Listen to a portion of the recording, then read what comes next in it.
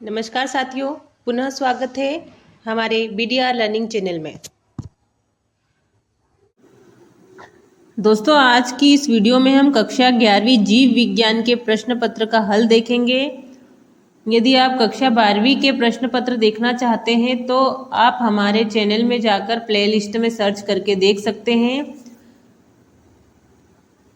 चलिए शुरू करते हैं कक्षा 11वीं जीव विज्ञान का प्रश्न पत्र।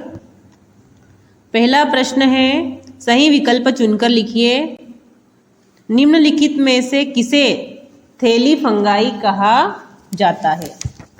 अ वाला है एस्कोमाइसिटीज को, ब है फाइकोमाइसिटीज को, स बसिडियोमाइसिटीज को और द है ड्यूटेरोमाइसिटीज को। तो सही आंसर हो जाएगा आपका एस्कोमाइसिटीज को। दूसरा है, जड़ें विकसित होती है। ऑप्शन अ मूलांकर से, ब प्रांकुर से, स बीज पत्र से या द प्रांकुर चोल से।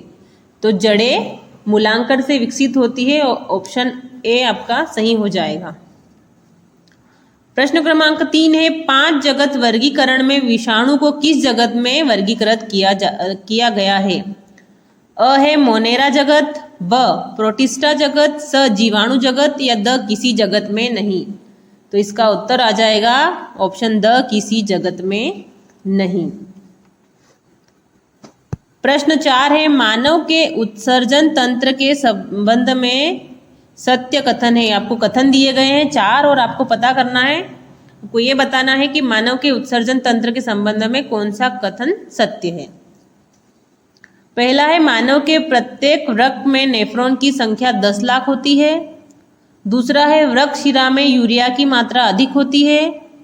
तीसरा है, छनन की क्रिया बोमन संपुट में संपन्न होती है। चौथा है, यकृत शिरा में यूरिया की मात्रा अधिक होती है। ऑप्शन देखते हैं। अ वाला है कथन 1, 2, 3, 4 सही है, मतलब आपके चारों कथन सही हैं। ब है कथन 1, 3 व 4 सही है। स है कथन 2, 3 व 4 सही हैं। द है कथन 1, 2, 3 सही है। तो इसका राइट आंसर हो जाएगा ऑप्शन ब, कथन 1, 3 व 4 सही है। 1, 3 और 4। ये जो द वाला है वो उत्सर्जन तंत्र के संबंध में सही नहीं है।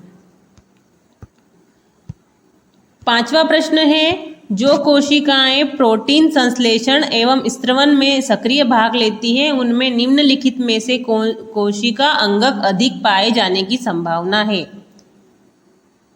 अ गोल्जिकाई, ब सूत्रकनिका जिसको माइटोकॉन्ड्रिया कहा जाता है, स खुरदुरी अंतःप्रदवी जालिका, द है चिकनी अंतःप्रदवी जालिका। तो इसका सही उत्तर हो जाएगा ऑप्शन स, खुरदरी अंतःप्रदवी जालिका। प्रश्न क्रमांक 6 है, कोशिका चक्र की अवस्थाओं का सही क्रम क्या है?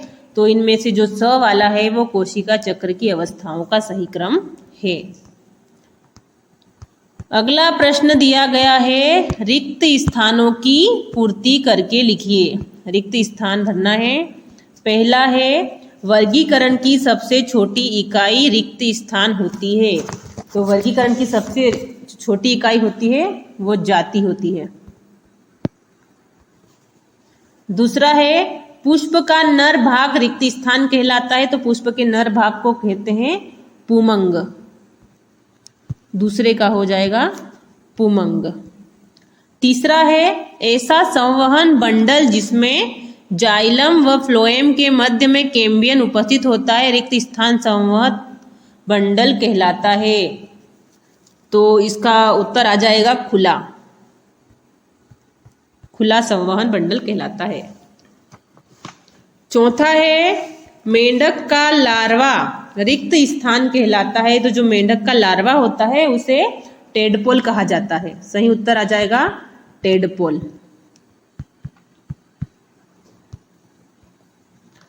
पांचवा है, पादप कोशिका में कोशिका भित्ति मुख्य रूप से रिक्त स्थान की बनी होती है। तो पादप कोशिका में जो कोशिका भित्ति होती है मुख्य रूप से सेलुलोज से बनी हुई होती है। सही उत्तर आ जाएगा सेलुलोज।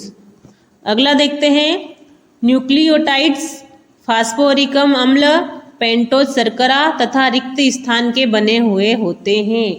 तो ये सब जो होते हैं वो नाइट्रोजन क्षार के बने हुए होते हैं। सही उत्तर आ जाएगा नाइट्रोजन क्षार। प्रश्न क्रमांक 3 में सत्य असत्य लिखना है। पहला है, एंजाइम की क्रियाविधि तापमान व पीएच द्वारा प्रभावित नहीं होती है। तो ये हो जाएगा असत्य, प्रभावित होती है, इसको असत्य कर देंगे।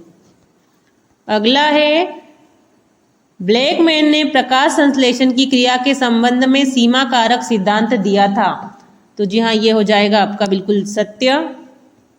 तीसरा है, पौधे पर्यावरण के प्रभाव के कारण विभिन्न पथों का अनुसरण करते हैं, इस क्षमता को प्लास्टिसिटी कहते हैं। ये भी हो जाएगा सत्य।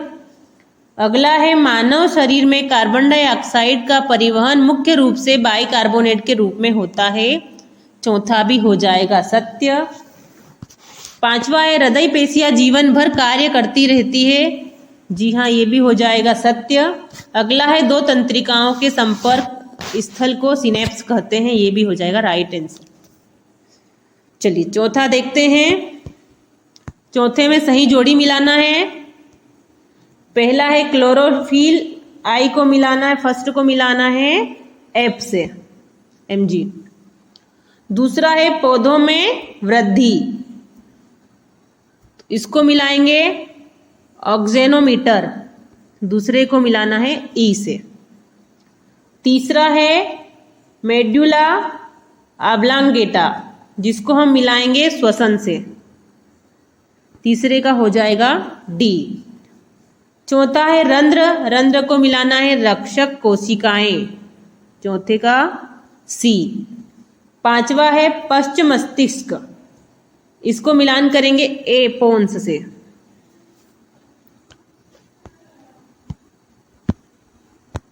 प्रश्न 5 में एक वाक्य में उत्तर लिखना है। पहला है, मेंढक के मस्तिष्क से कितनी कपाल तंत्रिकाएं निकलती है। तो मेंढक के मस्तिष्क से 10 जोड़ी कपाल तंत्रिकाएं निकलती है। सही उत्तर आ जाएगा 10 जोड़ी। दूसरा है, लौह तत्व की कमी से कौन सा रोग होता है। तो लौह तंत्र की कमी से एनीमिया रोग होता है। हमारे शरीर में आयरन की कमी से एनीमिया हो जाता है। अगला है, प्रोटीन के श्वसन गुणांक का मान लिखिए। तो श्वसन गुणांक का मान है 0.9। चौथा है, पेशियों में पाई जाने वाली प्रोटीन का नाम लिखिए। तो पेशियों में एक्टिन व मायोसिन प्रोटीन पाया जाता है।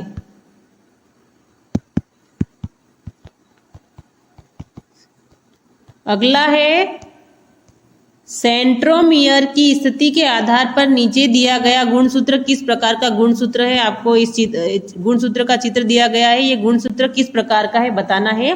तो ये जो गुणसूत्र है ये टीलोसेंट्रिक गुणसूत्र है, टीलोसेंट्रिक।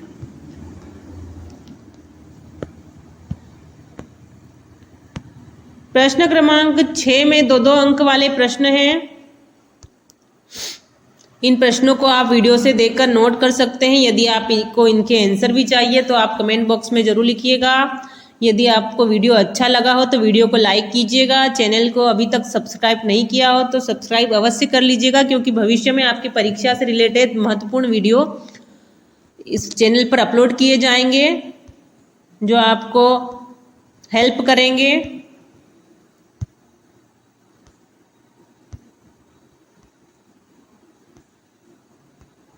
यदि आपने चैनल को शेयर नहीं किया हो तो अपने दोस्तों में शेयर भी कर दीजिएगा, ताकि सभी को इसका लाभ मिल सके।